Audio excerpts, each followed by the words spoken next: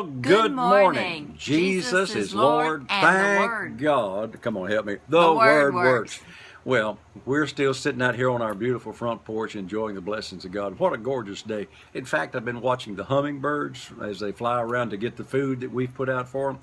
Well, I asked Pat if she thought she could do another one. She said, introduce me and let me go. So here you go. Okay, we're talking about resisting the devil, that Satan is as a roaring lion, seeking whom he may, who is going to give him permission to devour them. And let me bring this in Psalms 91, he says, we will tread upon serpents and scorpions. We will tread upon lions. So Satan has no power. He roars, but he has no authority. He will tell you he has authority, but he has no authority. He is a defeated foe. So the word says, he tells us what to do with him. Resist the devil, and he will run from you in stark terror. Give him no place. The first place that we give him no place is in our mind. In, I believe it's 2 Corinthians 10:4, he says that the weapons of our warfare are not carnal. In other words, we don't fight it in the flesh, but they are mighty through God to the pulling down of strongholds, the casting down of imaginations, and bringing every thought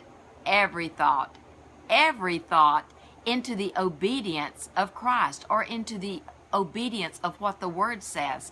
So it starts in the mind. It starts with a thought, and that's where Satan attacks, is putting thoughts in your mind. Just for instance, he will say, well, you know, your father had this, your mother had this, and therefore you're going to have this.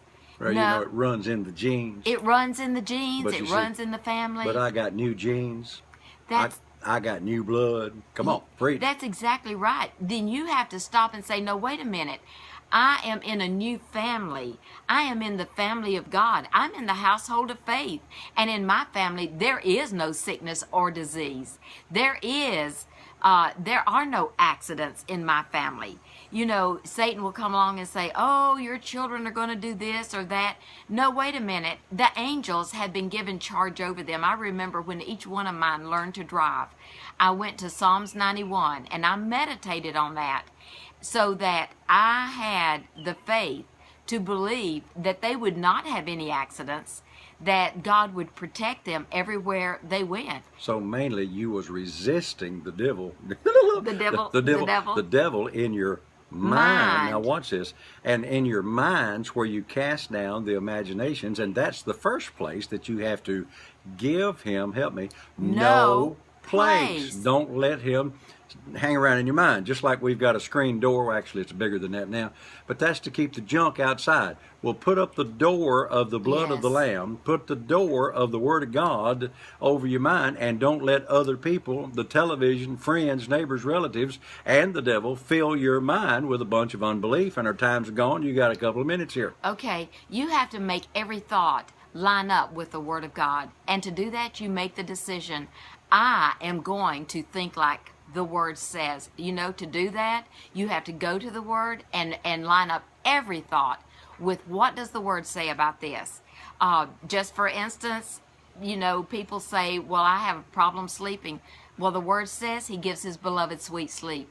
There is a word for everything in your life. And we got to go. So help me, Pat. Remember all day, Jesus is Lord, and the Word works.